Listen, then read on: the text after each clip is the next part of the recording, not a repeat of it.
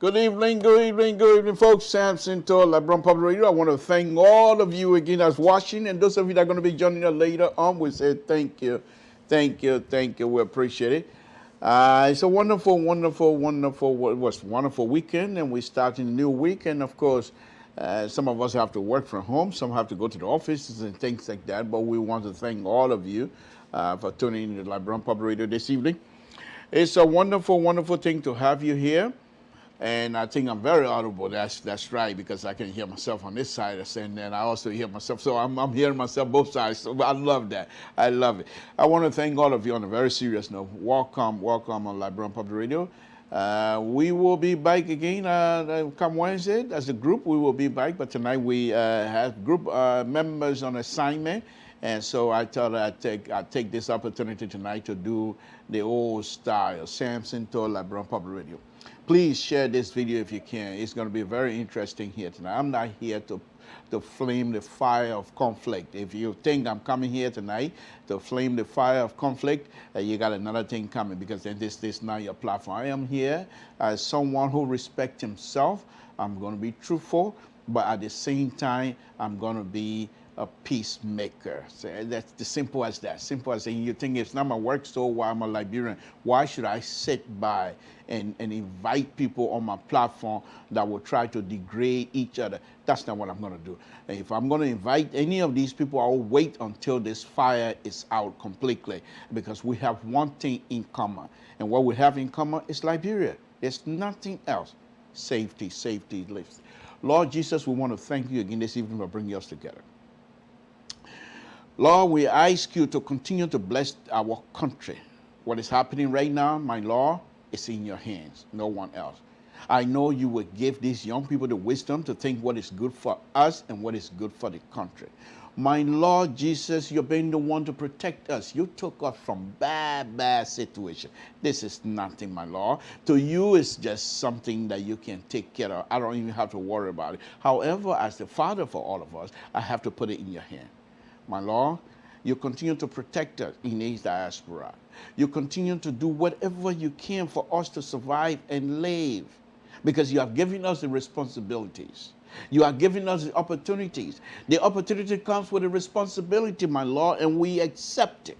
We, the Liberian diaspora, expect ourselves to do what is right for our people. And since you give us the opportunity, and that opportunity comes with the responsibilities, and we, the Liberian diaspora, have accepted that, my Lord, we continue to do what it is we have to do for our brothers and sisters back home. My Lord, you know we have two tables. One table back home and another table here in the diaspora. We're going to continue to put food on both tables, only through your blessing and your guidance. My Lord, we ask you to protect us. With the disease that is coming up, my Lord, give us the blessing. Continue to provide a blanket of blessing and protection on all of us.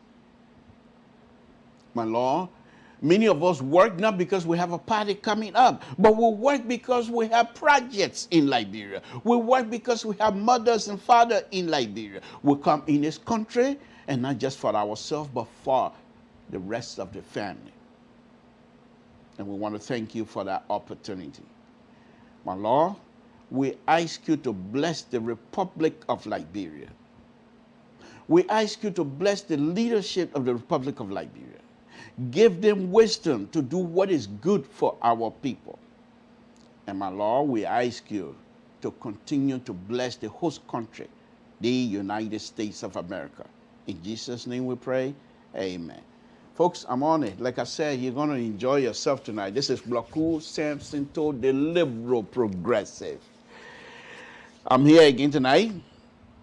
And on a very serious note, we're going to have some serious conversation here this evening, folks. We're going to have a serious conversation this evening.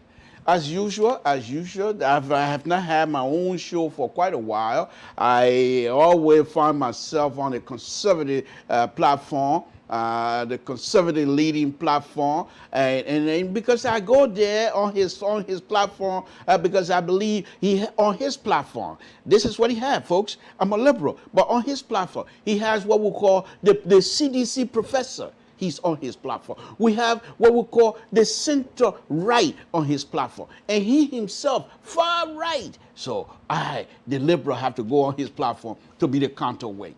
And sometimes people agree with me, but when they disagree with me, it can be vehement disagreement. They can tear me apart with respect, that is.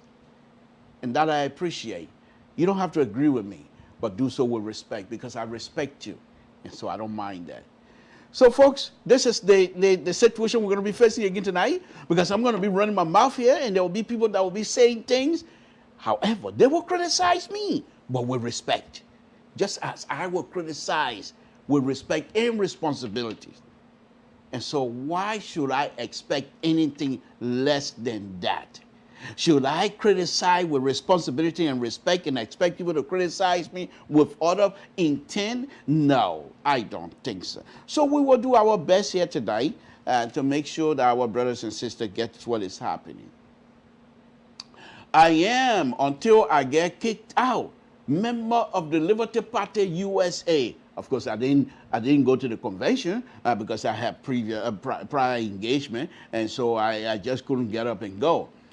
But it was very interesting. It was very interesting. I'm hoping to talk to a former and present leadership of Liberty Party USA to see where they stand. Because these people used to come on Liberian Public Radio before, and we used to have conversation. So we will call them on here someday and have a conversation. Folks, it's going to be interesting. Going to be interesting. We say, please stay with us. Stay with us. You can share this. You can share this.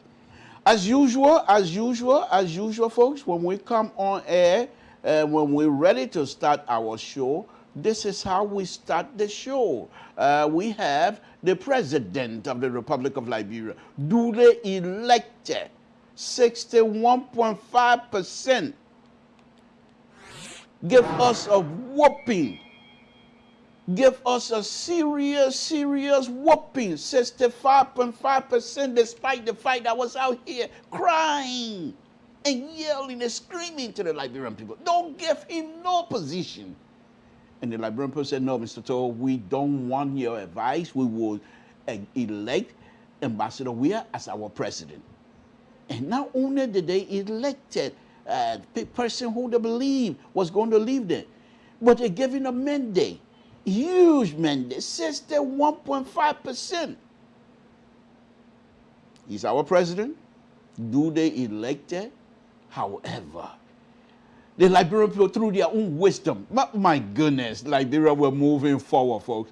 The Liberian people, through their own wisdom, they told Dr. Weah to say in 6 years, come back to us and tell us, give us some example of why you think we should retain your service. All of the services that you have provided, come and enumerate them to us. Tell us some of the good things that perhaps you think we need to keep you. They told me, Mr. Toh, not that we don't respect you, but at this time, please put yourself together and come back and tell us, when Dr. Weah is here telling us some of the things that he has done, which is good, tell us some of the things that you think he should have done and he didn't, or some of the bad things that and then we will compare. And whoever comes on top will be the winner. Folks, this is what I call one person, one vote. Ain't no black vote, W vote, forget black vote, room vote. We're not doing no room votes here. Forget room vote. We're not doing house vote. What do you mean by black vote? One man, one vote.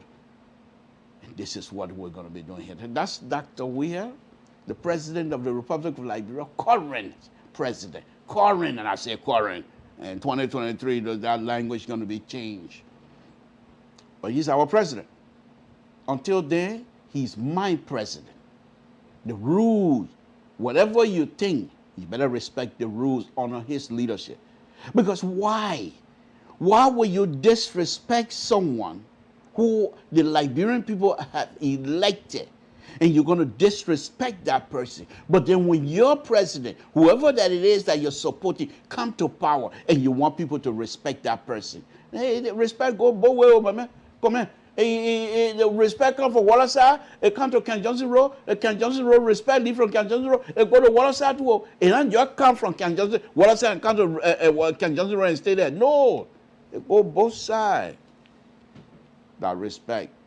So folks, before I go on to my main show here tonight, let me just show you one of the interesting things that I liked about this president. I admire this president on many issues. I disagree with him on many issues. I disagree with him on CDC policy. Not against him, but his policy is what I disagree with. I have the right to do that. But if I disagree with him on policy, for goodness sake, I should respect him because he's my president. And when I go anywhere, even here in the diaspora, when I go to work or when I go out in the field to inspect some of my jobs that I've designed and what have you, where you from? You have an accent. You can't tell me what I got accent. I tell you, I got no accent. I speak in color. What is my accent? You hear me speaking Siri, then you got accent. I got accent. I got accent. I got accent. No accent. No accent. I speak in color. But anyhow, where are you from? I say, I'm from Liberia. Who's your leader over there? President Weah. And you expect me, when I go in public and announce that he's my president, but because I disagree with him, I must be disrespectful, then who am I? Then I am not a true human being to myself and to my God. And so I'm not going to be disrespectful. I'll disagree with his policy, but that doesn't mean that I should be disrespectful to him. He's my president. In that note, quite recently, almost 8 months or so ago, I'm just estimating, I could be wrong. The president went down southeast, took a tour in the southeast of Liberia, and he went to a village. When he got to his village, there was something that he did, and I thought they were very interesting. Those of us that were born in the village, born on the wooden chair, the one that people can be sitting on top, the big geba. That's why I was born on the farm. On the farm. My mom said by the time the people came to pick me up, all the charcoal now all over. My goodness. Crown man, you can't forget charcoal. We're gonna make me. At the house I can eat charcoal, I said I will. I walk right into that one. Who cares? Who cares, crumb and charcoal? But people, sometimes I amaze myself, things that I do, things that I say. But anyhow, I don't care what you say, crumb and charcoal, who cares? But I was born in a village. And so those of us that were born in a village, we truly enjoy the culture. Because I used to be a drummer for the village girls. When people, fan girls, then when they dancing at night, they say, yo, go borrow something. You know, they say borrow. When you're going to have somebody to come play football for your team from different town, that borrow. When you get somebody to come from different town to play drum for you, that borrow. Every team, that borrow. So if you're not from the countryside, you will not know what you mean by borrow, yeah? So I'm sorry for you. But anyhow, so let's get back to this. So the president went in Southeast, and he decided to immerse himself into the culture that he left behind years ago. I felt touched, to be honest with you. Someone who has gone through Europe, I would say pretty much grew up in Europe, I would say. Played soccer heavily, big time. In fact, at the top of the world, to come back in his village and able to perform some of the village culture that he has left behind years ago. I tell you, this young man is very smart. He's very smart. And I will point that out here, and just to throw a little politics on it. The fact that I believe he's very smart. I think, and I will continue to say that people can disagree with me. It doesn't matter. I think people who are the handler of Dr. Weir as mishandling most of the things that he's good at. Most of the things that he's good at. And if we in the opposition, because I consider myself opposition, so what? I'm opposition. Those of us that consider I'm being truthful, I will be truthful. Whether you consider me WD, I want to call it a real name, WDC, WDC, whatever you want to call them, I don't care. DCD, whatever you want, I don't care. However, I will be truthful. If these people were smart, they would do and try. You know, sometimes it is very disheartening to see that, especially those of us that are in the technical field, engineers, what have you. Because if you're in the discipline of engineer, you have different sectors. You have civil engineer. In the civil engineering program itself, you have different areas you can branch out and specialize in whatever it is. You got people that just go do steel, nothing else. You got people that just stay there, do concrete building, nothing else. They just specialize in concrete. You got people like me, just do road, nothing, just road. You want me to design your road right now, design it. But I can do a little bit here and there. And every one of these disciplines, they can do here and there. Okay? You have hydraulics, people who can sit down and just say here and tell you, okay, based on the queue that coming out there, or the amount of water coming out, this is the size of pipe you're going to need. They just calculate those things in their mind. They're all civil engineering discipline. The point here is this.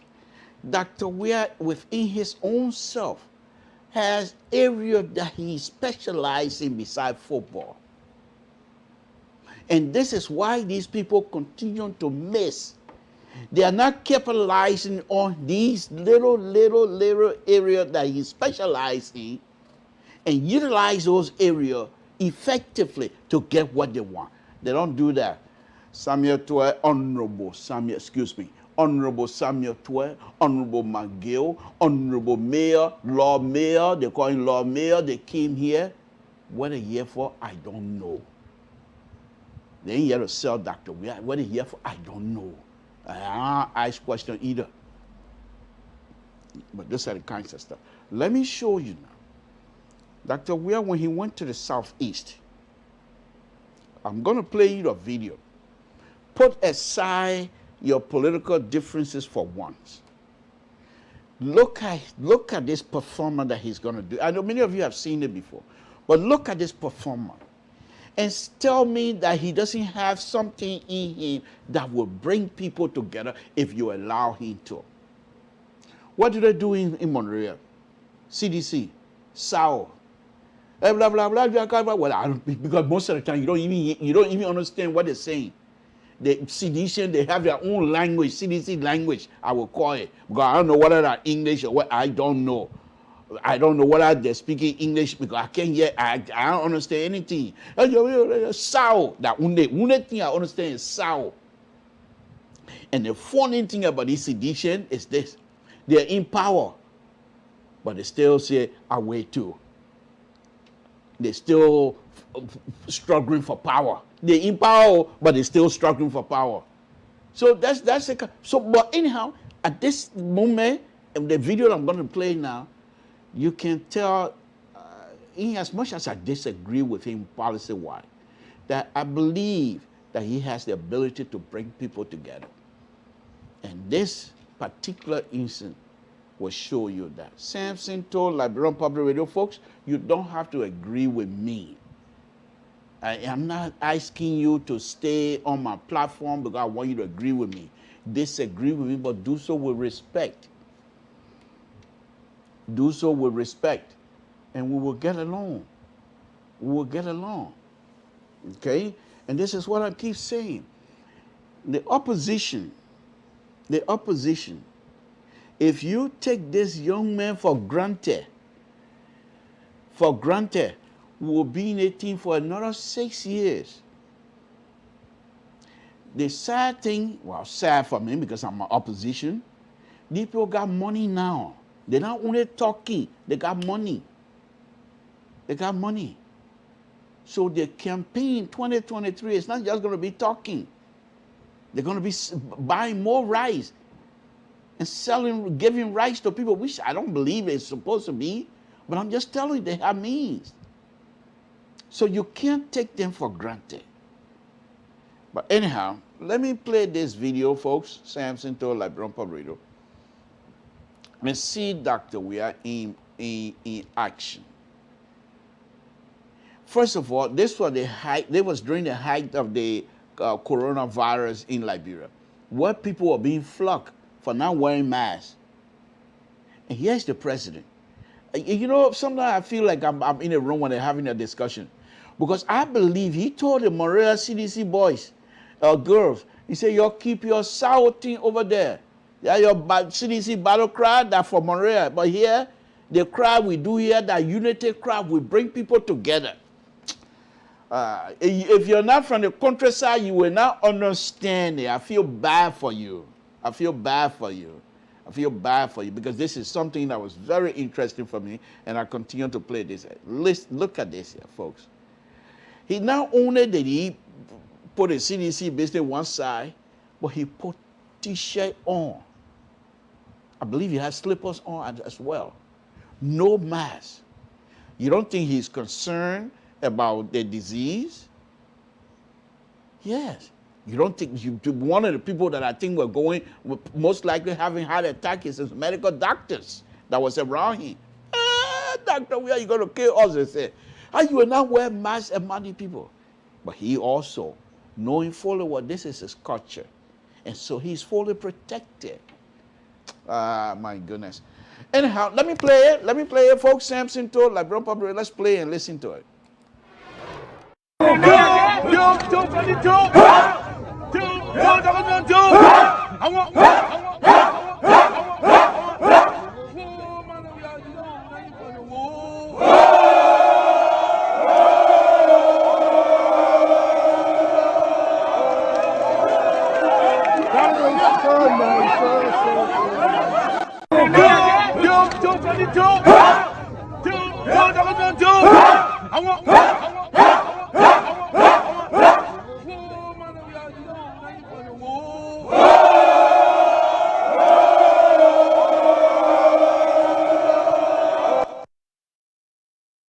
With that kinds of excitement that he bringing around his people, that the mayor want to take for granted, he will soak us again. If we take it for granted, we better make sure we point out facts.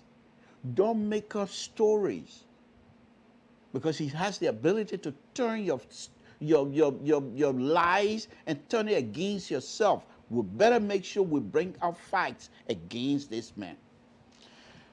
Samson told Liberian Public Radio. Let me give you a little other music here. Mama Liberia is crying, folks. Mama Liberia is crying. How do we stop her from crying? What do we need to do as the children of Mama Liberia?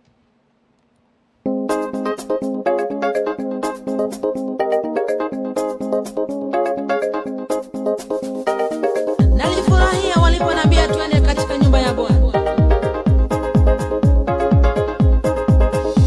Nalifurahia waliponiambia twende. Nalifurahia waliponiambia twende katika nyumba ya Bwana.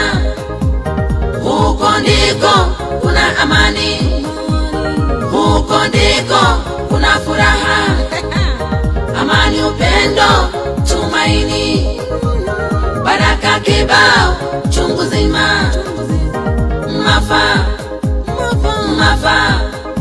mafanikio, success.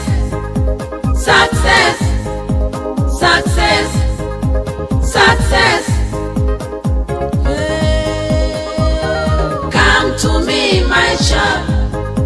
Come to me, try me. I will never let you down. I'll fight for you, protect you, answer you, bless you. I'm a provider. Why worry? Why worry? Why worry? Why worry?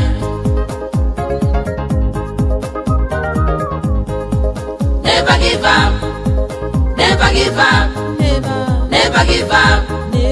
Never give up. I'm for you. I love you. Come to me. Okay, all right. Thank you, thank you, thank you. Mama Liberia says she loved us, all of us. So quite recently, brothers and sisters, there have been some serious issues happening in the opposition bloc. It didn't just start recently. It's been going on for quite a while. And I thought, at first, I thought it was just a squabble between brothers and sisters from one side to another. So we thought that we try to, I thought we took it very light, but it's getting to be serious. However, I am now truly believe that Dr. Bakai, whom I support heavily in this, is someone who is, I believe, who will continue to be unified. We saw the interview the last time with Honorable Cummings, Honorable Cummings here on Liberian Public Radio, where he told us exactly that he is not in this for conflict. So the opposition, they're supposed to have some sort of a selection process that's supposed to give them the standard bearer for CPP. But our brothers and sisters, especially the young people, do not understand that this is not a war. It's a contest. And Comey explained to us here effectively the last time that this is a process that requires serious-minded people to engage each other. And if you do so, in engaging each other, the process also allows you individually to find reason why you disagree with each other. But at the end of the day, you must come together. Now, many of us from the very beginning of this marriage were very skeptical. Those of us who has been in this political business here since I've been involved, truly involved into politics since 1970, I believe it was 77. And then, of course, 1979 came about. And I was heavily involved. I saw everything. And then, of course, 1980, I was also there. I wasn't there during the war. But we have followed the process, the issues and the conflicts in Liberia. We've been following for a very long time. And it seemed to me that many of us, Liberians, perhaps do not have the capacity. We do not have the capacity to be tolerant against each other.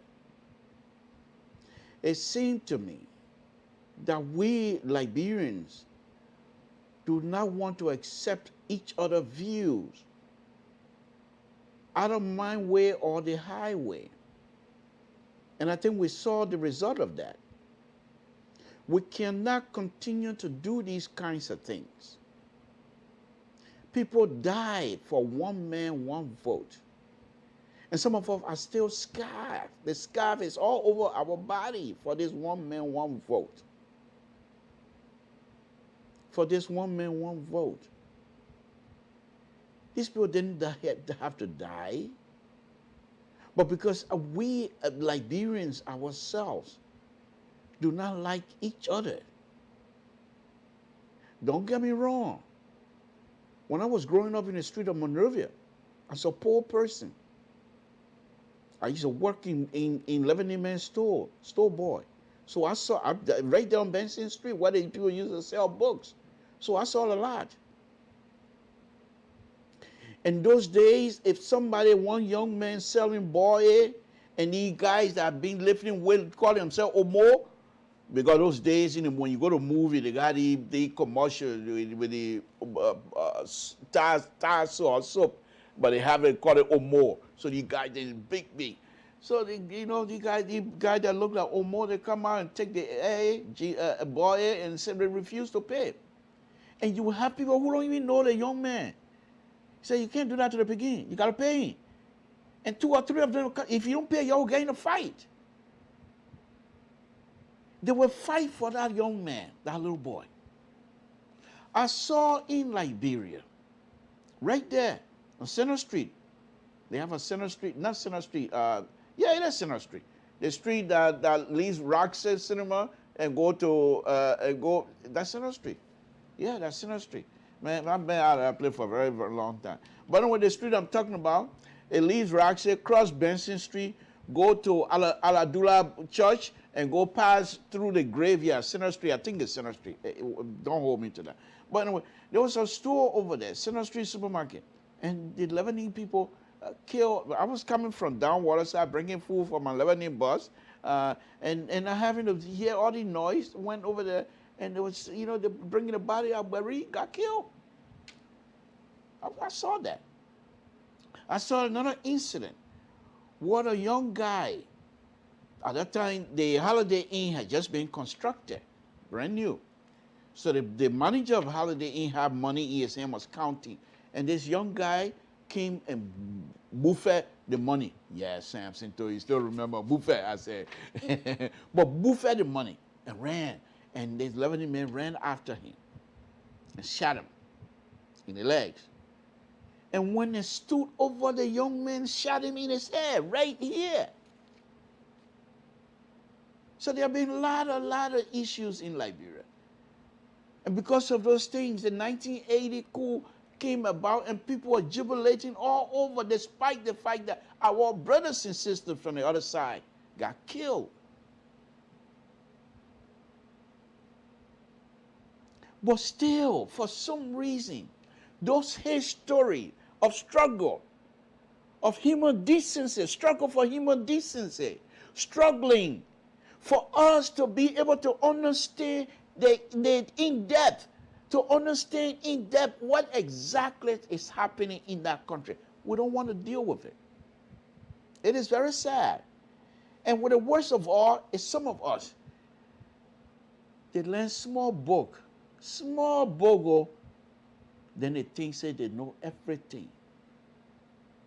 And as a result, many of these young people do not have the ability to accept each other's view as they are. Their tolerance level is very, very low. They don't respect each other's view. How are you going to engage? How do you expect to have a conversation if you don't respect each other's view? You don't have to agree with the view. You don't. But you must allow the person to express himself freely. And find reason why you want to debunk whatever he's saying. That is truly intellectual engagement. This, with all the books these young people around here know, they don't have that. I've not seen it. If you don't believe me, go to these section organizations. Go to the community organizations. And let them have a meeting. Let them have a meeting. None of them want to be stupid, as I say. Being stupid in a way that you don't have to be the bonnois among you, but there must be a time that you accept majority rules, even if it is against you. You can't say because my majority rule and I don't agree with it, therefore I'm going to get out of here. This is taking us nowhere. But it's nothing new. It seemed to me that we're cursed in this area as Liberians, in as much as God continues to bless us, that we are cursed in this area.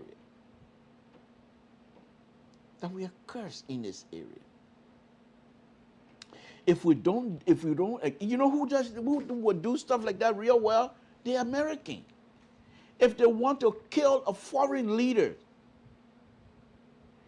not only do the press of the American will go and start making that person look like anything other than real human being, but then the American government will start bringing that person down to less than a human being. So by the time they're done with him and kill him, nobody feeling sorry for him because he's already a dirt as far as they're concerned. And this is the kinds of things that come in us without even recognizing. Without even recognizing. What do we have in our country that we continue to fight over? How many of us that we can't come together and have that country develop? If it rains today, you can't even walk in most of the streets in Liberia, in Monrovia. What is Monrovia? If you look at the city of Monrovia, it's pretty much on a hilltop. A building, a town that is on top of the hilltop, and you can't drain it out properly. What can you do? Hilltop, when it rained, water went down. Then on the hilltop, you can't drain that properly. What else can you do? My goodness. Coming in to these government offices, capable. We just don't agree with each other. And this thing not just opposition.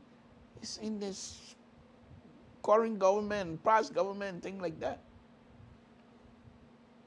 If you don't agree with somebody, be respectful. Have you heard this term before? I respectfully disagree. My goodness. Many of you have gone to these people's classrooms. And here's the sad thing. Most of the leaders all over Liberia, from 1908 up to this time, many of them studied abroad.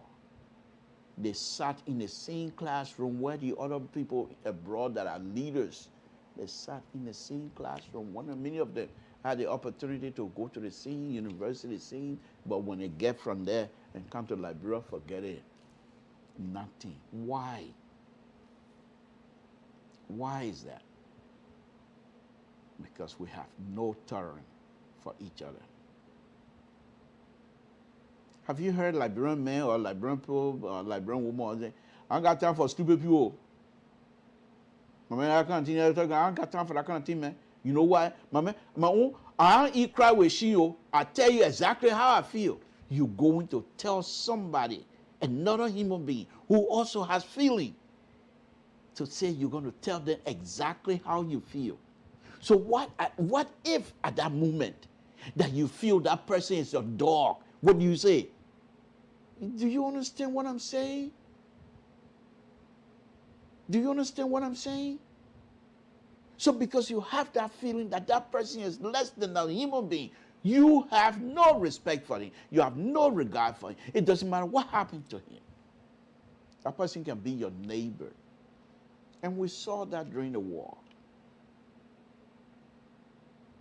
And this is where we want to get up and expect to have political competition and be able to be successful. We got a lot more to do. So those of us who have watched these things over and over and over and over, they continue to play with themselves. I'll give you an example. It might not be the right thing here because it's been a very long time. There was a guy who got killed during the coup the 1980 coup. They call him Chesson. Chesson, if I remember correctly, before he became a justice minister, Chesson used to be considered among us. When I say, oh, we the people platoon of the pan, you know, we know nothing. Man, I mean, I don't know anything, but I still consider myself part of it. But they used to be considered the Perry Mason of Liberia, the poor man's lawyer. This man used to represent some of the progressive. And how did they get him out? Well, because when he was there to represent people, the government got serious problem. And so what did they do? They decided to go and give him job.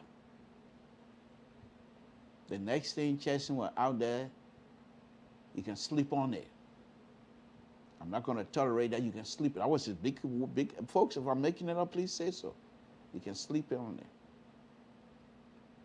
That's who we are. We believe certain people in a society don't even belong in Monrovia, let alone anything else. This is our country. And these things continue to manifest themselves in these kinds of public arena. This thing is, it's not Costa and Coluba and whoever, they're not just not business. They think been going on years and years and years. They're still part of us. Unless we ourselves face the mirror and decide we're going to deal with it dimmer ourselves. Other than that, it's going to continue on. But here's the danger of that. Those of us that are still connected, truly connected to Liberia, are getting older. And the young people that are in the diaspora are quickly removing themselves. And the brothers and sisters that don't have the opportunity to travel, they're there. They're seeing their attitude. They're going to practice the same thing. Look at LU. Look at the University of Liberia. Look at the young people that are coming out nowadays. You don't see them jubilating in the street after LU exam. You don't see them jubilating in the street in their 1,000 after graduation. But a small thing happened with money business, you see them in the street. And this thing is not just a business. You want me to name some people? Ask Ezekiel Pachable. Ask Comedy Wise. And I can go on and on and on and on and on. They call themselves student leaders.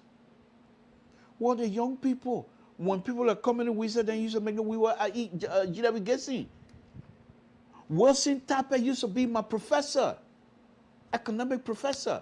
Well, accounting. We call it accounting because that was what you're teaching at GW Guessing. When he comes to class to teach, we're not talking no accounting business.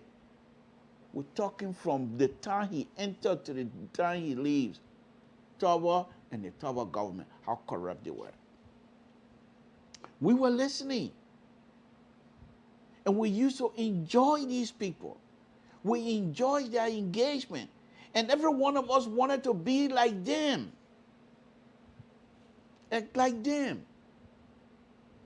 You never saw, in fact, I never even heard the word engineering before at that time anyway. They were people that I thought were the greatest people on earth. Baca Matthew, Dr. Famole. Because when the people speak, that the whole earth open up and the heaven, they're laughing. That's the kind of life we have. We're going to be in it for a while. Unless we decide ourselves to say this is what we're going to do. Let's go back to my show. It's a very sad time. For me, I'm not here. I'm not inviting anybody to criticize. You can criticize me and say whatever you say. It doesn't matter. But I'm not going to invite people to say who wrote what and who changed what. That's not even the issue. After the 2017 election, I believe, that brought Dr. Weah and his people to power, many of us felt like Dr. Baka was mistreated. Because the reason why we're under that impression and with such a mindset, those of us that are in the diaspora, especially here in the United States, every time a president's term is over, the next person, logical person in line is the vice president. And Dr. Baka served for 12 years without any kinds of hint of him having issue with the president that would make international news. And then when the time came, even if he's not a good leader, even if he's 200, you knew very well he was 200 years old, and you picked him as your vice president, Madam Sirleaf. So when the time came, Madam Sirleaf said they wanted generational change. And many of us thought it was unfair. So immediately after the election, the few among them, among the opposition that perhaps has the idea to say we need to do something better. And here's the interesting thing. All of them, all four political party leaders, except for Yumdi Kanka, Councillor Bronsky, they all participated in a debate, if you remember that. So after the election, I believe, they decided, you know what, and they're very smart. They know very well Dr. Weah is not somebody to say he's coming to this position based on the leadership ability. Far from it. Dr. Weah won because he was popular. Whether you want to like it or not. So the only way you defeat a populist person is to go with numbers. So they decided they're going to form them. But some of us from the beginning, as I stated earlier, were very skeptical. Because Dr. Bakai character does not match the rest of the people's character.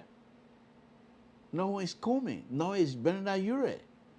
No, it's the Madam Lawrence.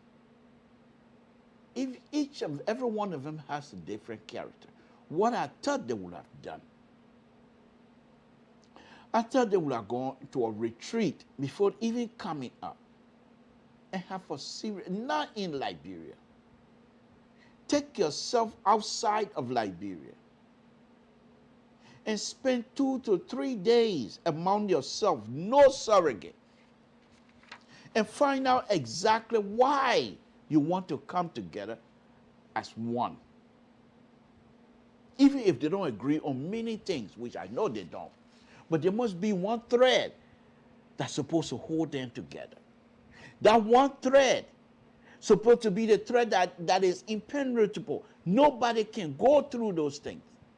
Not me, not any other surrogate. And that's the thread they should have recognized and identified. It's okay. Akomi, I don't like this, I don't like that, I want this, I want that. And each of them list their want and like and whatever for the people of the Republic of Liberia. No conversation about personal like, but what they believe that they're bringing on the table to help move this country forward. I thought that's what they were going to do. But they decided, you know, this is what I've always stated myself. And that's why when I used to play football, there was a guy in Coconut Plantation. We used to call him Steve Bugle anyway, but his name was Steve. He used to be a long time player, football player. But this guy would come, when he come in, so Coconut Plantation, he put a bull, 1 foot here, the other 4 in the back, and he had fire, fire, whatever you call it in English, but you'll be fire, he iron stall like this, coming, blowing his whistle. He big. If he eat your body, he will whoop you. You can't for him. So you eat your buy your best bet, say, okay, I want to play again. And when you eat your buy, they're not for nothing, block coming from there. But this is what he told me one time. After some rough play on me and what have you, I was almost in tears. He said, what are you crying for? If you cry, then you don't belong here. Go somewhere else. Go down, go to the barracks. Like play, they soft people there. But here you can't, you come from here, you go play here. But this is what he told me. He said, you see all these people here, when I come here, they want me to come on their side. There's a reason. Because I'm tough. And I will eat people back free. However, this is what he said. He said, if I myself, I must identify those people that I contribute, they contribute to my by eating business. Because if they're not, and if they don't give me the ball for me to find somebody to eat their bar, I will not eat no bar. And then my knee will not be rinking on the beach. And I thought that was interesting. Of course, I was in tears. It didn't matter to me. You got no business eating my bar. Why are you eating my bar for? The ball right there. Why are you eating my bar? Way up here. For what reason? But over the years, I've always had that in mind. That when you get together as a group, you must identify your niche among the group. And there is no way you're going to say you're in a group that you alone, your ideas is different from everybody else.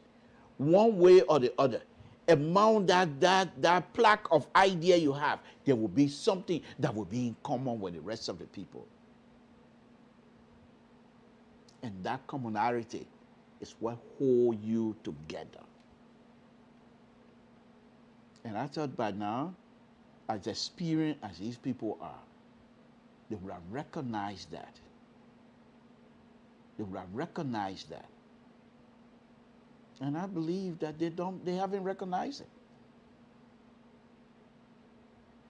They haven't recognized that. One person speaking way above every one of us, another one speaking below us, another one in the middle, we don't know where they are. And these are responsible people. People who care for Liberia, deeply care for Liberia.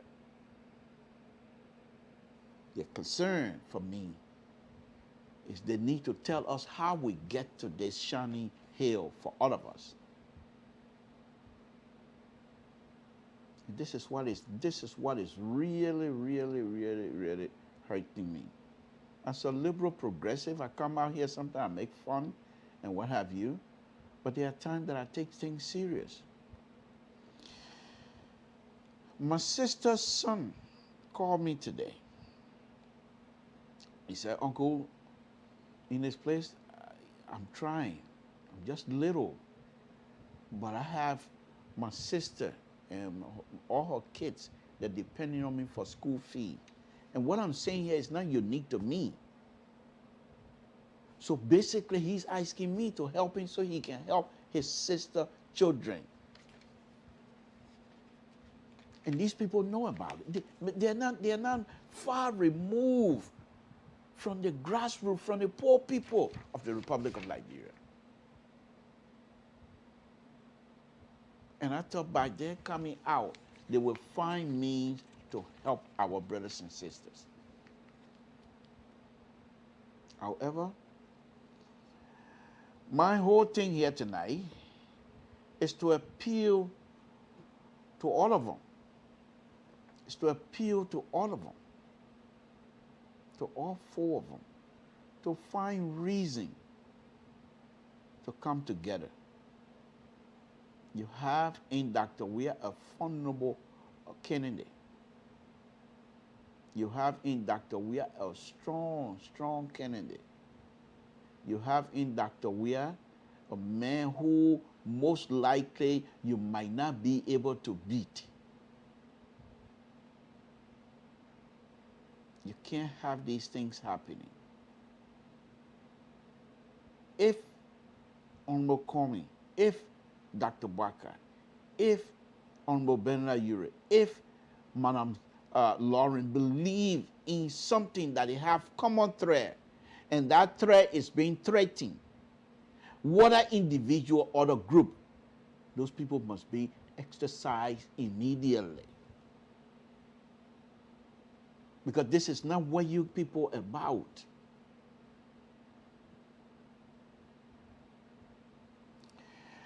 Interestingly, Dr. Baka, on the other hand, is taking this whole episode with a grain of salt, to be honest with you. You don't see Dr. Baka out there rushing to make press statement or what have you. It's not happening for him. It's democracy, which I agree. From an intellectual perspective, I agree. I agree. Democracy is messy. Let's fight it out. Not literally, but let's fight it out through ideas. So Dr. Baka, this is what he believed in. This is what he believed in. That these kids are having these kinds of issues here and there. He explained that to us. That's the process. He believed in process. I too, as an engineer, believe in process. Because without process, I'm going nowhere in my field. So I know what a process is supposed to be. But do we, as Liberians, do we understand what a process is? It's our brothers and sisters that are unfortunate to have this elementary school education that some of us have. Do they understand what a process is? Do they have the ability to understand that we are here arguing among ourselves based on the democracy and the value of democracy, value that we put out there, we say we love and what have you? Do they have the ability to understand that? This is what I believe. If these kinds of scrabbling, if they don't stop, Henry Costa, you might have 2 million ladders, 2 million people following you. But human being like any other person, you're going to have a human fatigue. If you don't stop these things, including Koluba, if you guys don't stop, you don't have to come together. Coming together, I tried my best. I'm not going to even try that anymore. But the idea now, this is a group thing. This is for all of us. This is Liberia. It's bigger than you, Koluba. It's bigger than you, Henry Costa. You have to understand that. It is not about you. Even if people insult you, this is not about you. You decided to fight for the people. People will curse you because you're making things right for the people. So don't make it into you. This is bigger than you. Understand that.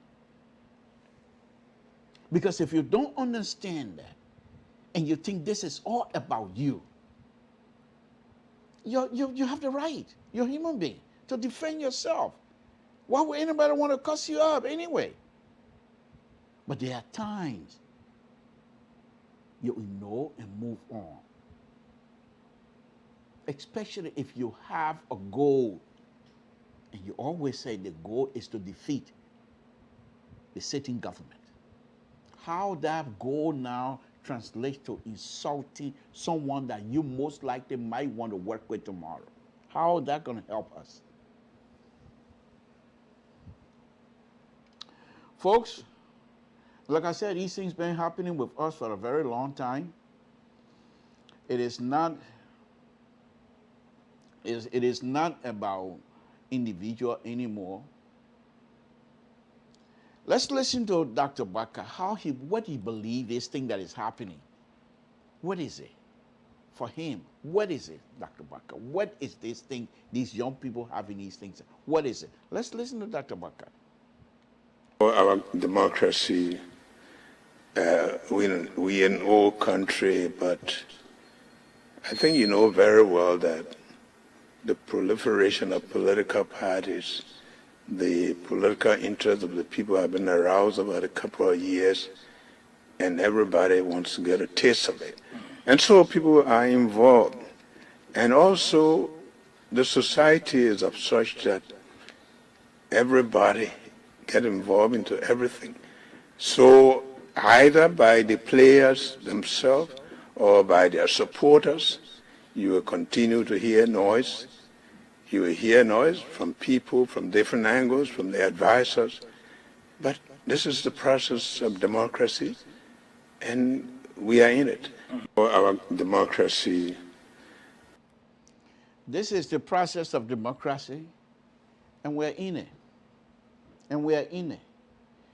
At this time, I will hope that Dr. Barker will now interject himself in this and say, let's stop it.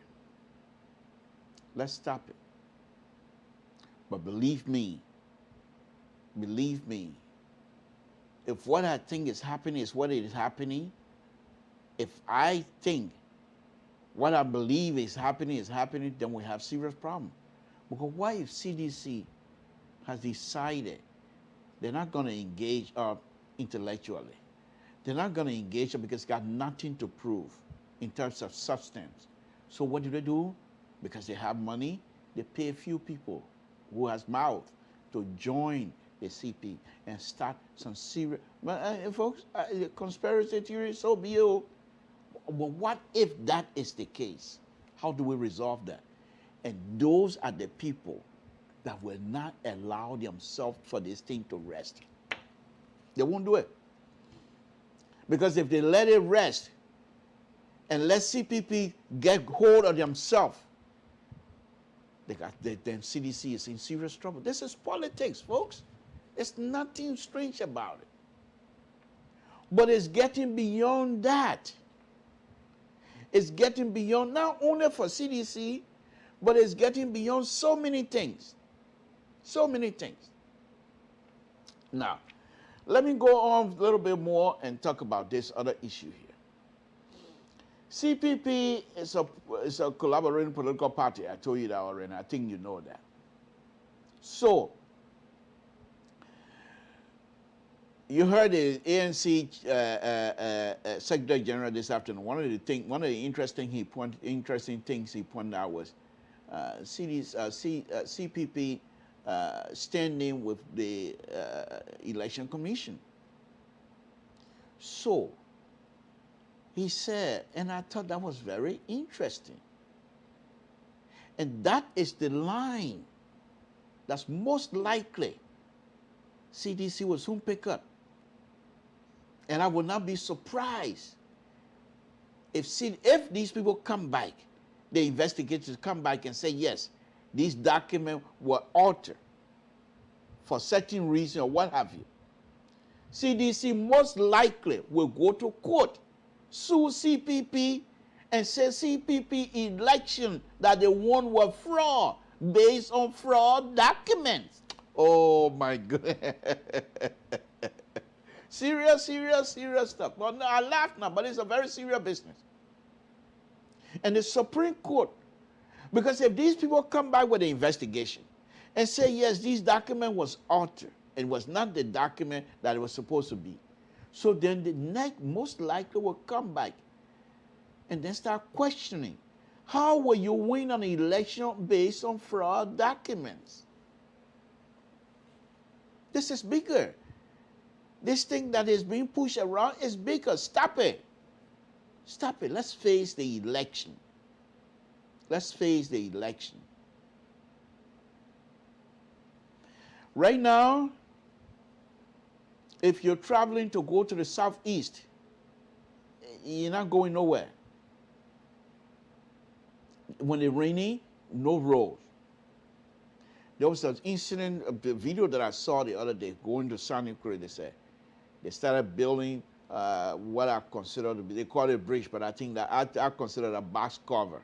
Because the bridge is not like that, that's box cover. But they we got some serious problem. Apparently, when they did the hydraulics in that area, the water that coming out from the hill is more than the size of the cover that the water is supposed to go in. So the water tap over their design box. How do we expect those kinds of things to be fixed? Only we, the Liberian, will be able to fix those things. So once again, I'm just appealing to the Henry Costa, to the Calabar, to any other person that is taking side and want this thing to be deeper. The investigation have already started. That's another way of showing the Liberian people that CPP is transparent, that CPP has the ability to let people let into whatever it is that they're doing. Transparency. So the investigation has already started. This is where I disagree with the young man Lobo yesterday. I'm saying to all of them, whenever the question like that is put to you, you defer to the investigation. Let the investigators let them do their work. Once the report come out conclusively and say this is what we have and this is the result, then we can speak on that, because now we can point to certain things. But they cannot put a hypothetical question to you and you answer it in a way as though you're now giving credence to what people have been saying. Honorable Cummings, even if you don't agree with him, he's a Liberian. He's our brother. You can't take that away from him, whether he's president or not. He's a Liberian. So because we think, even if he altered the documents, does that warrant calling him a criminal? This is a man who served in higher places, in foreign entity. If he was criminal, why was he not? When he was serving, then the criminal behavior didn't come out. He decided to put it on his payroll. But now he come to Liberia, now the criminal behavior come. But why would you say those kinds of stuff? People consider you now, and I'm speaking to Henry Costa, people consider you now as an educated person. Your logic now should be a little bit different than what it used to be 2-3 years ago. You can't come in of serious debate until the man is found guilty. You cannot come out and make these kinds of pronouncements and expect people to believe you. You have laws. You have rules.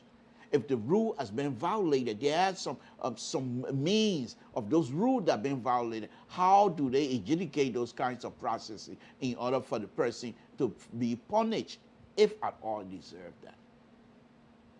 Costa, you command a huge following, but you continue to do these things. They are not called for. I've always on this platform, I'm one of those who believe that you're very intelligent, and I know that. Look what you did to the Liberian government in Sierra Leone. That's only smart people who think on your feet immediately would do something like that. You were voted one of the main in Africa among the 10 or 30 some people. Your name is in the book. Why will you come down and make these kinds of pronouncements in public because you disagree with someone, because you're supporting another candidate? It doesn't matter. You can't have the Fox News mentality in Liberia. We're not there yet. We're not there yet. We're coming. We're not there yet.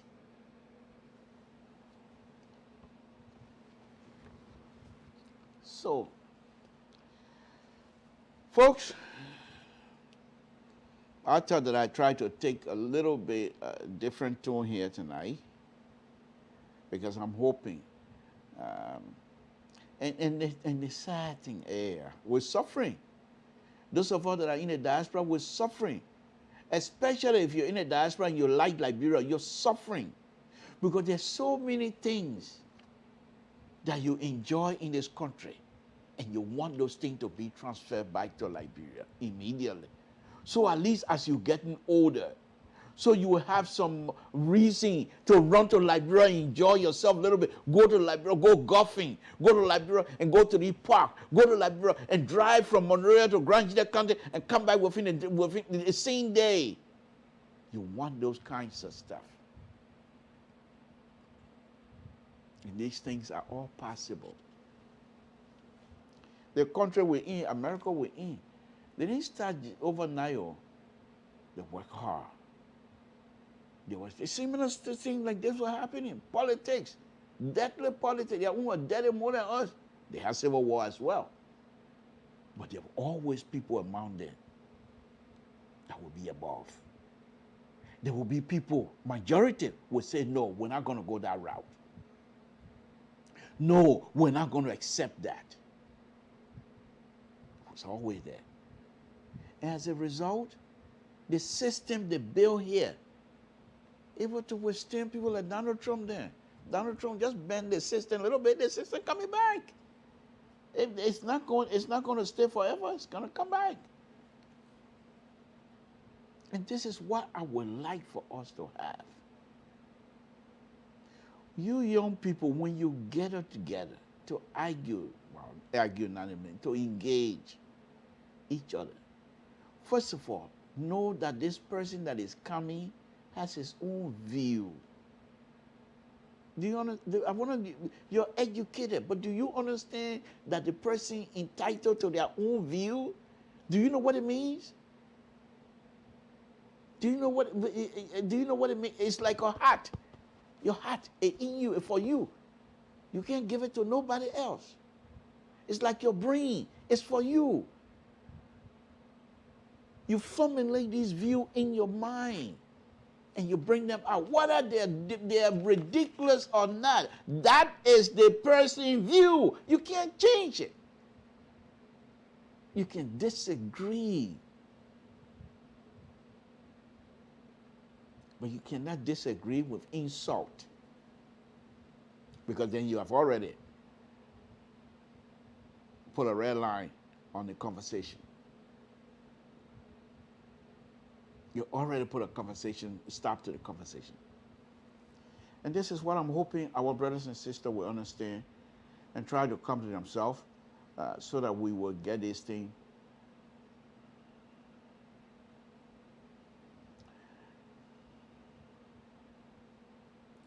So anyhow, I will open my line, okay, in about 5 minutes or so, because I don't want to take too much of your time here tonight either. But let me listen to Dr. Bakai again. And this one, he would tell us that he has no standing issue with comments. Let's listen to this. I don't think it is. There's no standing between me and comments. There are issues that need to discuss, there are issues that need to be brought to the forefront that we all should talk about. And I believe when we came together as a collaboration, we didn't come together to fight. We came together believing that all of us could work together for the betterment of this country. And at some point, I will believe that issues that among us should be discussed among us and come up, because we are not rivals, and that's not the impression with which we came. So the way in which issues are going out there is not the way that we had expected, because we should be a team, and a team should discuss, a team should meet and discuss issues that will make them look like they're working together. But I don't think it is. There's no stand between me and comments. There are issues that we need to discuss. There are issues that need to be brought to the forefront that we all should talk about. And there we have it. That's Dr. Bakai. I will continue to do these kinds of shows. I've been out here now more than an hour, and I'm not here to degrade anybody. I'm here. My intent is to make sure our brothers and sisters will be able to understand, especially those that have gained some knowledge, those who have sacrificed a lot, gone to school, because to go to school in the country, not easy. Then where you go something to going to school in town, the Kobo, the man finish cooking heavy, these kinds of signal now is trying. I think I'm gonna be getting out here very shortly. So here, but let's see. Hopefully I don't get kicked out here. Okay.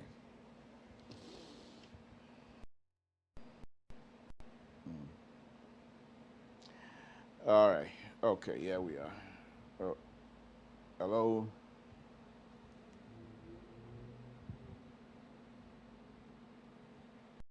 Ah, here we go.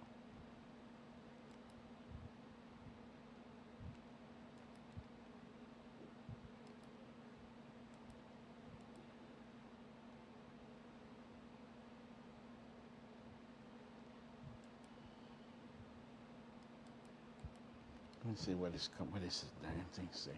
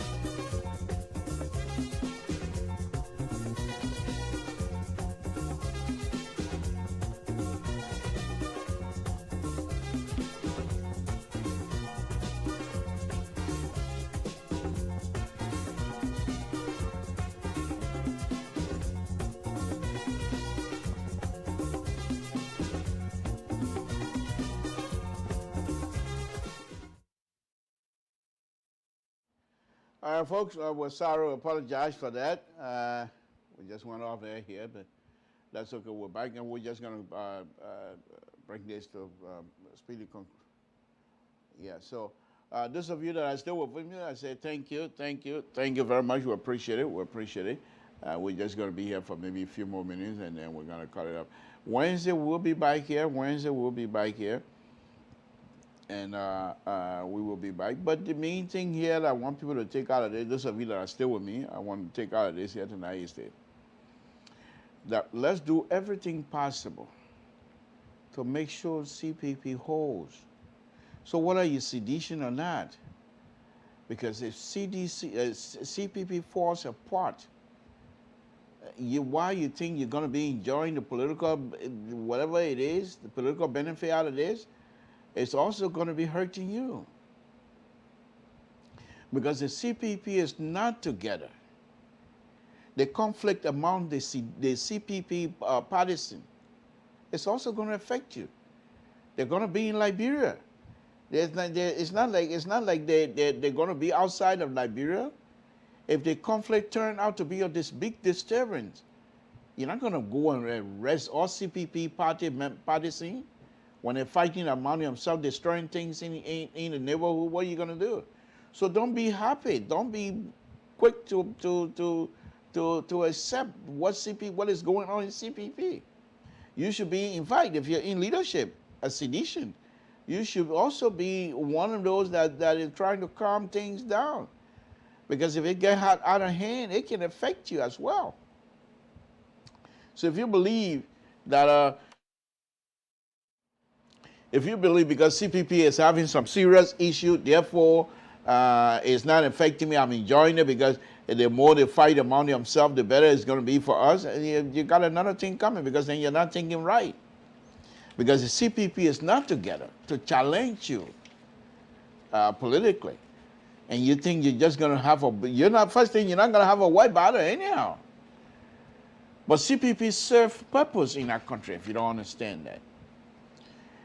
They have 4 collaborating political parties, and they have partisans that are all focusing and focusing their energy towards coming together and defeating CDC. So if they are all scattered all over, you think you're going to sit here because they're now in a disarray, therefore you think you're going to have something that you're going to win on? Then I think you're fooling yourself as well. So, folks, those of you that are here with me, I want to thank you very much. I'm sorry about the interruption. I can't do anything that's internet. I'm sorry about the interruption. We have some stuff here that is happening in this area here. I'm not too sure what it is here. But I want to thank you guys. I want to thank you very much, those of you that give us the opportunity tonight. I was going to invite Mr. George. And let me see if I can still invite Mr. George. And maybe he can make 1 or 2 stuff for me. Anyway, if those of you that are here now, and the opportunity is yours to give me a call. If you follow the conversation from the beginning, give me a call and make your point, please. I don't want you to just sit here like, nothing else. So give us a call and make 1 or 2 contributions from your end, and let's see how far we go.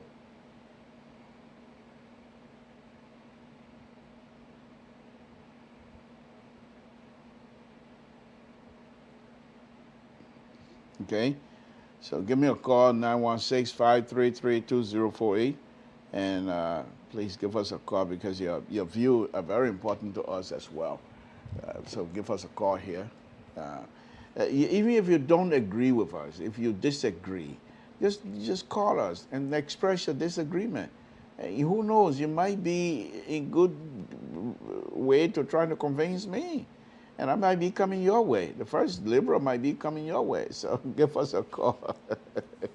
Sam Sinto, Libram Pub Radio.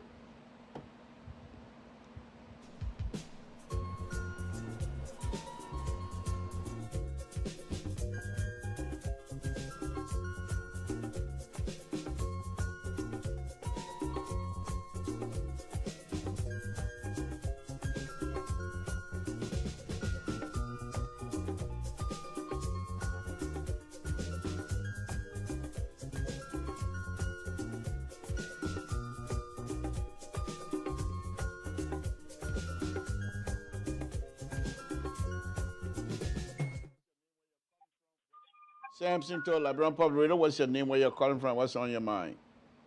My name is Ben, and I'm calling from Minnesota. How are you? Oh, fine, fine. Thank you for calling. We appreciate it. So go ahead. Thank you for staying with us. We're sorry for the interruption here. But go ahead, make your Uh point, my huh. brother. Hello. Yeah, we're listening. Go ahead, make your point, my brother. Oh, I'm sorry. Okay. Yeah, but I kind of listen to you, but you seems to be giving Mr. Bwaka a little leeway as to why is it he's not taking charge? Why is it he's not saying anything?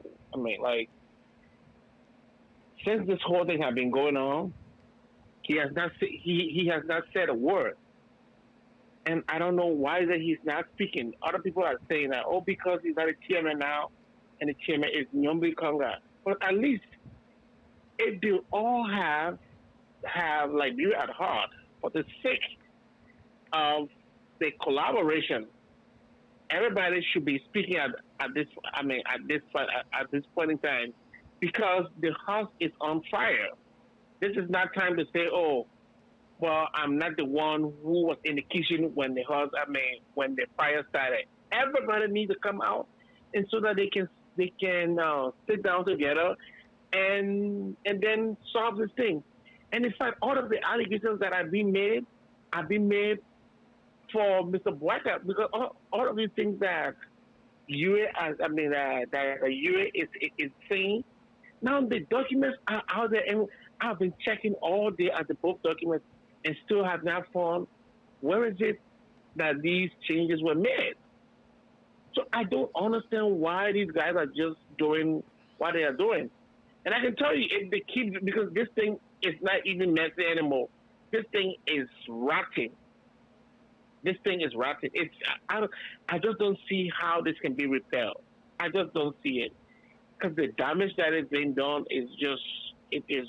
I mean, it is real, and it is hateful. These are personal attacks now.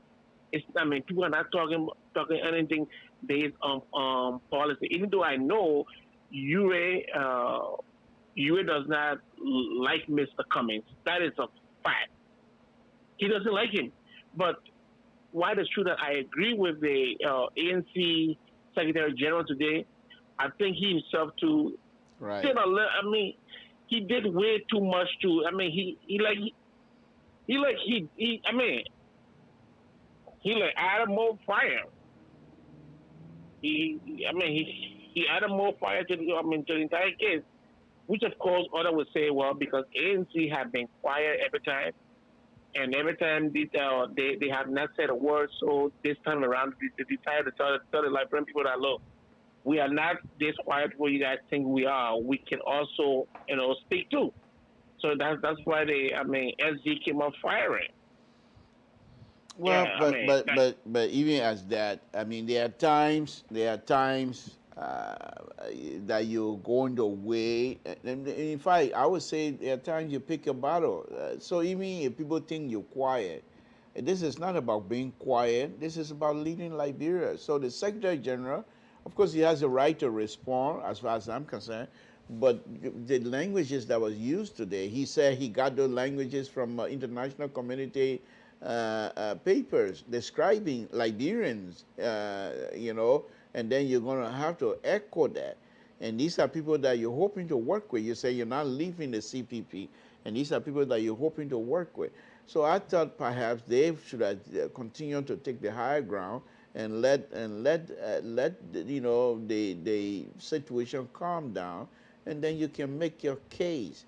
But with the heated argument that is happening, and you make your case, with people already taking side, you make your case, you no longer have the center to listen to you. Because many of the people that are supposed to be the center that at least will be listening to you and trying to rationalize what is happening, they've already taken side. So right now you're speaking to the choir, pretty much. right. But look, and let me be clear here. I want to give a disclaimer. I am not a ACN supporter, but I support Mr. Cummings. But now let's look at the ANC argument from the other side.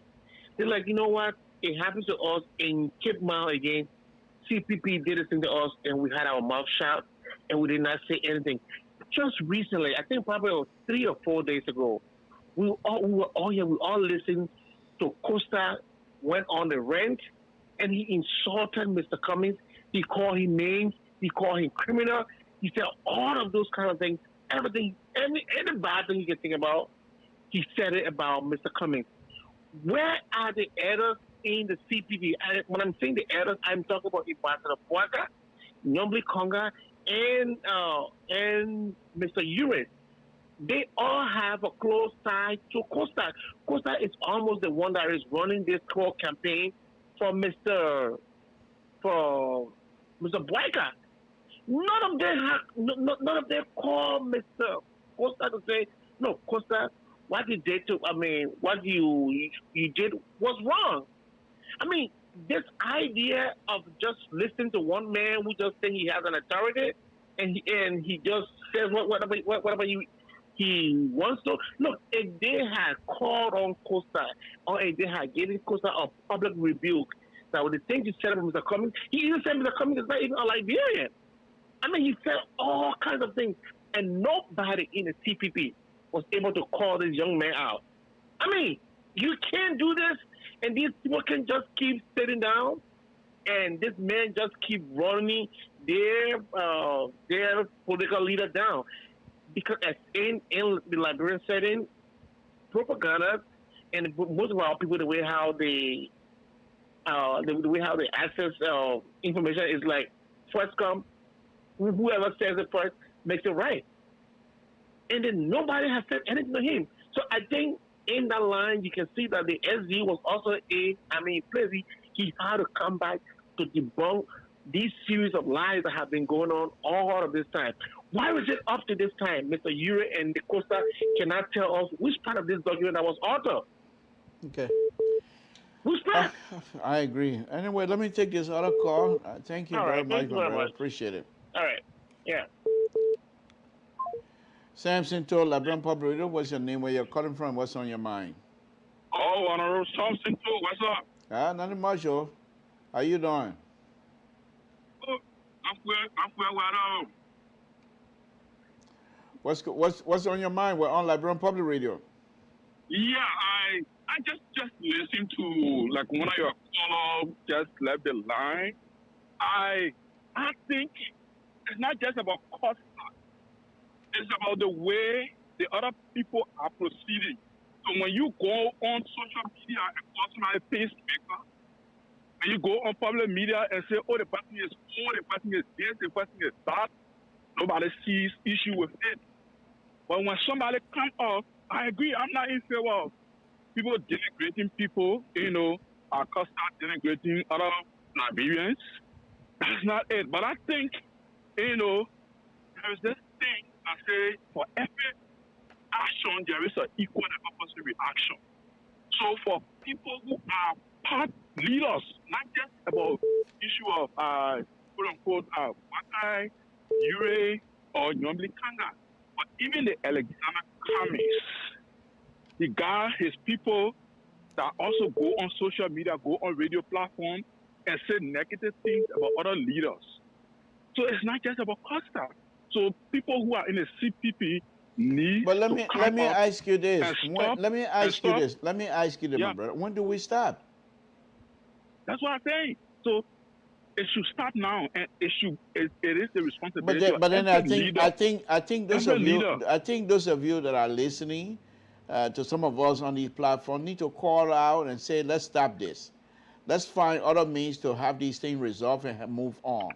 Because you're telling me now that other people have done it. I understand that, but that does not mean that because people have done it to other people, that means we should do it. Continue. Then when do we stop? Because the people who did it, they're doing it to them. Then they say, oh, they do it to us, so we got to do it to them too. So when do we stop? Yeah. So Mr. Tool, yeah. The leaders of the CPP needs to go on the public radio and say with a strong conviction that no political partisan from any political party should denigrate any of the political leaders who are in the race.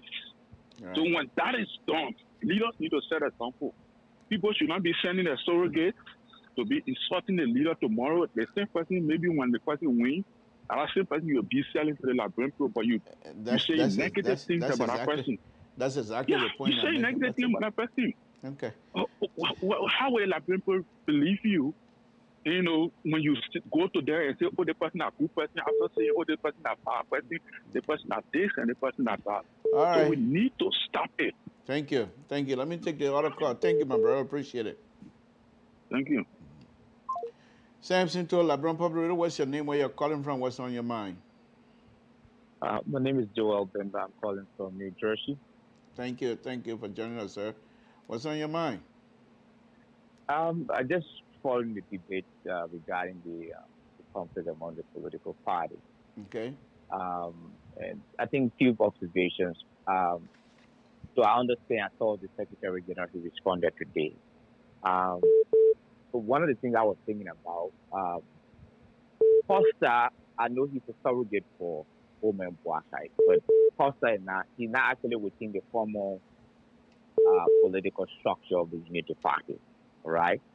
So I think that the ANC should be using surrogates outside of their own political framework if they wanted to have responded the way they respond, instead of using their formal, party to respond to, the kind of allegations. They kind of have a much bearing, And then another thing is that I don't think the current conflict, as the conflict is going, the three here. So one of the problems I see with the whole collaboration is that they should have formed a merger from the onset. I have a problem with the particular framework, the structure. So if they have formed a merger where each of the political parties lost their identity, I believe they would not be having this kind of conflict they're currently having. They would have had conflict, but it would have been a little bit, minimized. But the current framework where each party still maintains its political identity, for example, Unity Party, ANC, it creates room for more confrontation, disagreement. It becomes hard to unite, to form a common front. And I think that's a challenge they are facing now. Who hears this ticket? Okay. The other group of one, they are standard bearer to hear the ticket. The other group of one, when I want to let go. Now, each of the standard bearer need to look at their own strengths and weaknesses and make a decision and say, okay, here are my strengths. Here are the possibilities. Here are my possibilities. I believe all of the standard bearer by now should know their standing politically. They should be sincere and come to a one agreement and say, okay, for the sake of the country, for the sake of this, I will decide to do this. Let's move the country forward. But I think none of them trying to make that decision. And the longer CTV is taking to make the decision, it's going to create a problem. 2023 is now far. Okay. They need to start planning now, forming. We need to be seeing an agenda, a unified agenda. We need to be seeing what their politics will be. So if they continue fighting up to 2022, I think it will be of no use, man. It will be of no use. All right. Well, thank you. Let me take this other call, but thank you very much. Yeah. Samson to LeBron Public Radio. What's your name? Where you're calling from? What's on your mind? I'm Joshua Spala calling from Philadelphia. Okay. Mr. Toll, yes. The people in Liberia are not the problem. The diaspora politicians who are residing in the U.S. are the one causing problem for the people in Liberia. How is so? Mr. Toll, I mean, just check from 1979, all the problem that Liberia ever experienced came from the United States of America to Liberia. So the people in Liberia, the citizens who are there, are the ones who will suffer it at the end of the day. So my advice to the Liberian people who are residing, who are the legal voters, who decide who becomes the next president, should not be listening to the people in the diaspora because we can send them money. They need to understand that they stay on the ground, they fall in the heat, they go through the trial, they go through the persecution. When you check all around Monrovia right now, there are bodies people are finding. So they go through the problem. They should not listen to people, let them judge for themselves who they want to lead them and follow their conscience and vote comes 2023. Okay. Thank you. Thank you, my brother. Thank you, too. Good point. Good point. Thank you. Okay, again, folks, Samson told LeBron Pobrito, if you're listening, give us a call here. We have about another 10 minutes or so to be on here. Like I said, I apologize for the issue with my show here that went off air for a few minutes. But I want to thank all of you again. Mr. George, if you're listening, if you care to give us a call, we'll appreciate it so that you can close it for us. You know, all of you that are calling in, like I said, the issue right now is bigger than any one of us. It takes someone who will accept, not responsibility, but who will accept that we're in this for each other, and then we can move on. I said again earlier, and let me say that again. I said earlier, and let me say that again. If anyone among us, any one of you among us, even if you're sedition, and you want to use this, what is happening right now in CPP, to be a winning tools for CDC, then I think you guys are not quite ready either. Because if CPP members are having serious problems among themselves, CDC, I would think that they will, either you stay out of it and not encourage it, or you try to stop it, because you need people, credible people to challenge you, because not only it makes you stronger, but it will also point out some things to yourself where your weaknesses are, and you might be able to do something. Samson told LeBron Pobrito, what's your name? Where you calling from? What's on your mind? Hello? Can you hear me? Okay. Okay. So anyway, that's Samson told LeBron Pobrito, what's your name? Where you're calling from? What's on your mind? Hi, Mr. Toll. This is Nelly. I was calling you from Pennsylvania. Okay, thank you. Thank you, man, for joining us. What's on your mind, man? So what is on my mind tonight is that I just want to say thank you so much to the ANC for what it did. They think they were doing other people harm, but they didn't know what they were doing to themselves. So for me, I would say right now, even if they say Costa is the bad man or Costa is the smaller man, from what ANC Secretary General did today, he and Costa, who is the smallest man, maybe he thought his emotion side and being aggressive will help him. But I just want to promise him that he will get his pay. He will not insult others for nothing. He will not. Me, I'm speaking from Babolu County. I'm a better woman. That Secretary General will not insult our elders and go insane. If they see that depending on cash violence, they will spend that cash, they will get it here and see. Not because everybody not speaking, so it means we don't know what we want. If the hard people can get power, you get somewhere, you cause confusion. Whole lot of confusion, Mr. So the things are going on, you can't even say it. Instead of them fixing it, and what it means for me sitting there, allowing people to use their emotion, yeah, just telling them thank you. But let me ask you this: why if Comey supporter comes out and make the same statement that Costa was there denigrating their elders either? What will you say to that? Mr. So they couldn't show you who they are. This is a luscious tool. Me, Liberian politics, when we started outside Ellen Johnson King, 1994-95, were inside, we been quiet and been watching them. They couldn't tell you who they are. You who just started knowing them. A luscious tool, they have been a problem in Liberia.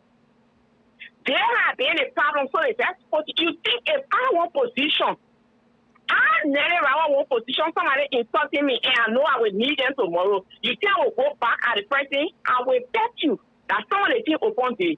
People insulted him the day, everything he there with them that he wanted this day. But you know, boy is not sleeping. They just show themselves. We don't talk. and bone, lofa, came out for me. We don't speak. Not because people not hearing all it mean we stupid. We know how we can do our thing. We tell them thank you. Thank you very much. That's all we can say. Traditionally we say ANC, thank you. And we'll continue to say thank you. Now all I gotta say, Mr. To those who hear me, let them hear it. Thank you. Traditionally. Your thank you, you say well for insulting the former vice president. For insulting other people. Normally Kanga who is a lady. Normally Kanga will do anything to anybody. Say nobody will come. Also, to come, you think that man mean well. He mean well for like he only want it for his pocket, but they will use the cash for it will go in vain. Except we are not traditional people. He are telling it. They're not traditional people. They own a thing in their mouth. They talking blah blah blah blah. Then tomorrow, so they can't think that they make so they whoever want to look in their face. But sister. Yes. In the country, when you came, you flew over salt water. Better thing can happen in the country. You can't do anything. Let me tell you, I flew over the salt water. Yeah. I give you an offer for myself. I went to school. I earned myself a master, a master in social work. So I'm not stupid, but I will not forget about my culture. What I learned in school, it is the love of culture. I made America to be where they are to be. So I will never forget my culture, no matter what happens. I agree with you. I agree with you. I agree with you, madam. I agree with you. So we say thank you to ANC. They did well. I all get to say. But before you leave, madam, let me just say this. I'm asking all of us to calm down. I know these things are troubling time for all of us, but let us find reason. Let us find reason to talk across each other. I mean, to talk to each other instead of talking across each other. I know most of these young people, they don't understand the cultural value that some of us dearly hold in our heart. But let us also understand that the fact they do these things here, this is politic time, but we need to, as Liberian, we need to tell most of ourselves, we need to tell ourselves that these things don't end well. We've done it before, we've seen it before, we don't want to repeat it. So I'm just asking you to please calm down. I know these are very painful because somebody you respect and hold dearly to your heart. You don't want anybody to insult him because this also goes into your own value. So I'm just asking you to please, if you can find reason to forgive, and let's try to see if we can put things back together and have a good thing. You can't argue with the people. The only thing we know what we'll do. Our own thing, we can't also and talk. We can't argue with it. I wish it's just like you know my friend. That girl they killed in Korea. I don't know whether you have seen it. Yes, I saw the video. I saw the video today. You have not seen it. It's terrible part. You saw the video when the banana leave over her, Mr. So, but the one in messenger, please go in mother chat that mother messenger mother. And the direct they don't do and go check inside. See how they open again. I beg you, when you finish, it's matter. Just go inside and see the people playing with human being life. Then you know what we mean. I beg you, Papa. When you finish, go in matter. Because I know there where it is right now. Go see how they split again like chicken. And to call expecting for her intestine down to her wall, everything. And one open, go into matter, it got a different food. Then the people say, now playing with us. Because everybody not talking, some of them crying. First day, go and see it. See if you see in 1 week, go and see what it is. Okay. The people keep us in punish. And the strategy and CDC use, they keep them in punish. Then we can use them for anything. Two people suffering. You even get $10 they will do anything. You're not thinking about that. And so when you finish, they go check in that medicine or something and see that girl, they not make it. No intestine in her, no wound. She open wide and chicken like when you want to try the turkey, how you can do it? Wow. And it's playing with us. Yeah, well, thank you, Mr. Tom. Okay, well, thank you, man. I appreciate it.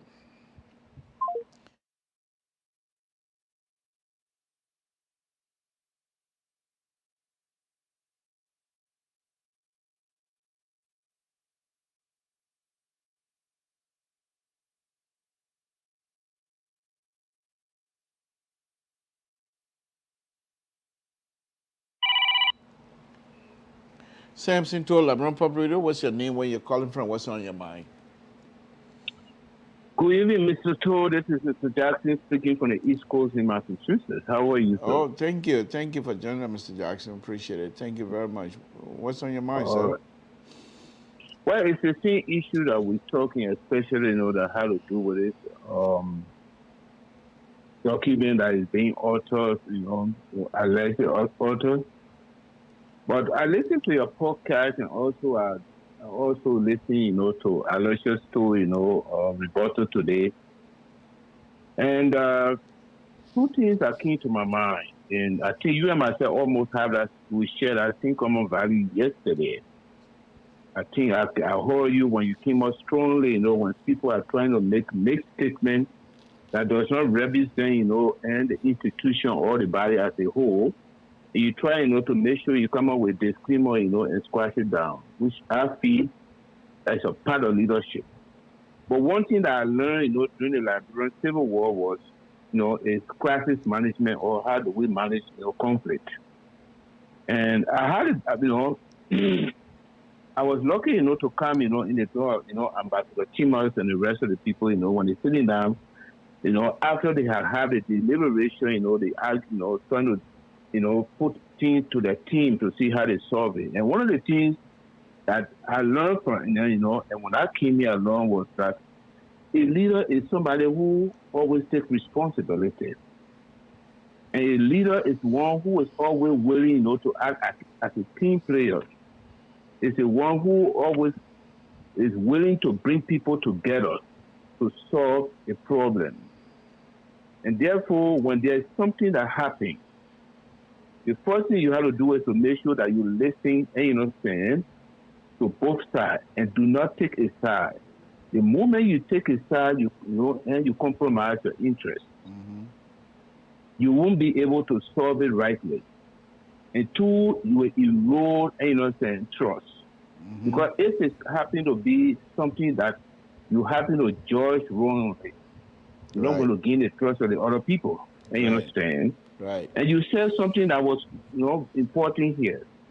What happens if this thing goes one or two ways? Who gain or who lose? That is, let's assume that this document was altered. Who lose? Do you think that CPP, we're going to gain on it? No. As you were saying, the election of, the 2020 election, the by-election, you don't know anybody can come out that election was fraudulent. They can challenge it now because they have evidence to prove. You understand? At the same time, if it happens that it is not altered, who lose? Trust will be eroded within the CPP. Nobody going to trust one another anymore. And that will cause for you as a leader. How do you manage this now? If you listen to Aloysius Stowe, one of those things that he kept on propounding was that VP Boyka is the elderly man in the room. And he has not been able to come out, to say anything because he is benefiting, and from the scenario of what is going on.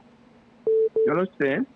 And in leadership, if you are the elder as a leader of the team, of which you, something to, in your engineering team, the fee person, or in any other thing, you are the leader. You always make sure that whether you get it right or not, you must be able, to bring the people together, to resolve the conflict, for it to go out there. The moment you start taking sides, you erode trust. And you understand? If you read front page today, that's a communication between VP Boyka, and Musa Hassan Belete. And then he said, I'm a bit confused that it's, a Liberty chair, and now the and the executive chairperson of Liberty is the one defending an act that that was committed during the ANC leadership. They have not come on to say that somebody altered the document, but he has making it he has already made a judgment. Do you think that you will get trust now, or even if you was the other party will use it against you in the near future? And this is where sometimes when people are saying things, they have to make sure. And you alluded to our surrogate, we should be able to control is a leader. You can't allow your surrogate to see out information that you don't have in your in your domain.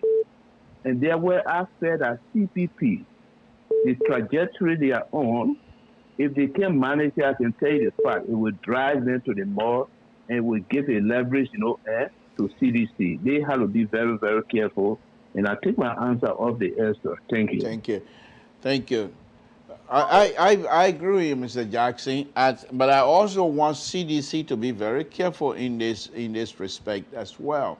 And that is, if CPP is having some issue, it most likely going to affect the entire country. It's not just the CPP members themselves, because CPP has members all over the country. So if they are not happy of what is happening in their political party, it's going to affect the mood, and they're going to affect some situation in Liberia. So let us don't sit back and think CDC think that they have this thing under control. No, far from it. But anyway, thank you guys. Thank you very much. We got about 2 more minutes and we'll call it quit here tonight. It's been a wonderful, wonderful, wonderful show, folks. Give me a call and make your point. Give me a call and make a point. I think things that are happening, and the reason why I'm not going to call names, or the only reason why I call Kaluba and Costa name, because I just want them to see that this thing is more than them. Samson told Labrador Pub Radio, what's your name, where you're calling from? You'll be my last caller. What's on your mind? Yeah, Mr. Tu, how are you, sir? This is Uncle Pete, the man from all the counties. Oh, okay. So what county you representing tonight? All the counties. Okay, all the county. All right, Uncle Pete. Thank you. What's on your mind, sir? Mr. Tu, Brother Tu, my nephew Tu, we have a very serious problem in our country. I decided, I think you all heard me, I said I'm not going to be in politics again. But what is going on in the country, Mr. Tu, it should concern all Liberians. The people are killing our people, taking their paths in that country. And this is not political. It should concern all Liberians. Every night, almost every day, they are killing people, extracting their parts. And as a matter of fact, the United Nations put out a notice saying that people are selling human parts, kidney, liver, and things in the Arab countries. It seems as though because of the vulnerability of our people, you have people have entered our country being assisted by top officials, and they are killing people in that country. If you would take notice, it is not a market woman. It is not an ordinary Liberian that will go and pay 5,000, 2,000, 30,000, 20,000 for human parts. This thing is involving high-ranking officials in that country. The Zocos don't have money to pay for parts. The market women don't have money to pay for parts. Civil servants making $200, $300 don't have money to pay $5,000, $10,000 for parts. Who's committing these type of crimes on our country, people in the country? So they should concern. Let us forget to put the politics on one side. Our people are living in fear in Liberia. They have no security, and nothing is being done about it. Today, I made a video and called on the women, our mothers, and they must get out and protest. It is at an alarming rate. Every day they are killing people, extracting their parts, and Liberians are going about because it is not to their doorsteps. Tomorrow it could be to the doorstep of all Liberians. That's all I got to say. Just to buttress on what you're just saying, just a few days ago I was on the phone with my brother Alfonso So, and out of a sudden the lady thought that we were on air, and she called and said, "Oh, my people, y'all come from you. The people coming to now." The woman calling because they were taking zinc off of the roof to come through into the house and kill them. But I saw the thing is very serious. It's scary. It is serious. And we just sitting down here talking politics. We need to do something. They are killing the people every day in But Monrovia. what can you do? What are some of the things that you think can be done? I made a video today, brother. So, and we all who advocate, we need to get together and preach this. The women, the mothers must come out in the streets and protest. Yeah, but even if you do that, would that stop the situation? Unless the government steps in with their security apparatus and decide to utilize that. Other than that, you're going nowhere. But the government is doing nothing about it. The perpetrator, don't you know they have even recruited girls down in Monrovia? They got short haircuts. They riding the motorbike. Sometimes you see a boy and a girl on the motorbike. You secure the girl on the bike. Apparently, they are paid them to go and kill people. That's why the people are vulnerable, brother. So they are using their vulnerability to use them. All right. The country is. My brother, let me let you go, man. The country is at a mess this time. Thank you. We need to. Yes, the security situation in Liberia is a mess. Thank you. All right. Samson to LeBron Paul Radio. What's your name? Where you're calling from? What's on your mind?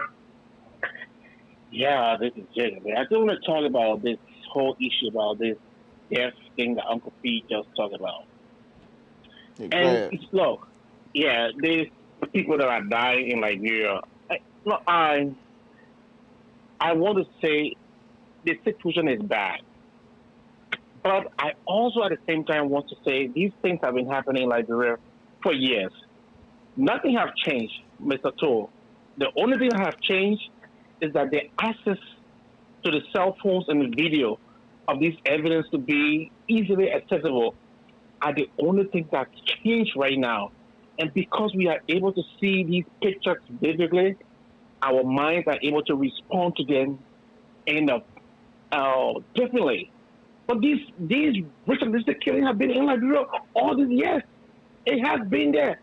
And right now the government that we have, the government is so weak. We don't even have enough police. We don't have enough army. It's sad. I mean, during normal days when we have a functioning government, the people could not even protect us. Let alone now where we have less than 20,000 police in our country. It's sad. We just left at the mercy of these killers, and they just pray that one day something will change. But the government needs to at least try and put in some reinforcement. At least the small police officers that they have, they should try and do something to help our people. Thank you. Thank you. Okay, folks. Thank you. Again, folks, Samson told LeBron Pub Radio. I want to thank all of you again tonight. That will be my last call for the evening. Thank you very much. Thank you very much. We appreciate it. I know that it's a tough time in Liberia, trying time in Liberia. Let us just, all we can do is continue to pray. You know very well the prayer has brought us out of such bad situation before in Liberia. That's about the only thing we can do. That's the only thing that we have that will help us out. Pray for one another and put our trust in God, in Jesus Christ, because He's the only person that can redeem all of us. And nothing you can do, especially in this type of situation, instead of getting yourself all worked out, just kneel and pray, say one or two prayers, which also will help to calm yourself as well. Let's continue to pray for one another and pray for our country. These are difficult, difficult times. And with all these kinds of unsafe situations that are happening, people are dying, and then we're going to have a political wrangling among ourselves, and people who don't like the country of Liberia, who don't like us, will use that vulnerability among us and try to penetrate our security, whatever we have, and try to do harm to us. So let's continue to pray for one another, because we still have brothers and sisters over there. As we're speaking, as Uncle P was talking, I was thinking of my own kids over there in Liberia. How do I protect them? I have cousins, I have nephews, I have nieces. How do I protect them? And these are kinds of difficult things for all of us, because some of us want to go home. Now, if I leave from here and go to Monrovia, I don't even know much of the area anymore. Where do I go for protection? At night, you're sleeping. People coming and burglarizing your place, trying to kill you. How do you protect yourself? And when you go to Liberia right now and say you want to have a gun, they might even think you're out for some other reason. You might find yourself in jail. So all of these things are very, very difficult for all of us. But cussing and insulting each other is not the answer. You can be frustrated, that's fine. The frustration level is all high, we understand that. But the idea of insulting each other just so that you can ease your mind is also unacceptable. Because what that does is increase your vulnerabilities and also increase your insecurity. As a result, you might take it out on somebody else. But we need to have cooler heads and come down and come together. These things have solution. You were not going to go to Ghana to bring people from Ghana to solve your problems. You would not have people, if that was the case, when Ellen was in power, Madam Ellen was in power, all of the national, international security was there in Liberia. They didn't solve any of these things, they're still there. They just quieted down, and when they left, these things abide. So only us, Liberia, will say enough is enough, and not the war. That will not solve the problem either. Let's find out what it is we need to do as brothers and sisters and attack that situation so that our children will be in peace. With that, Samson Toh. Good night.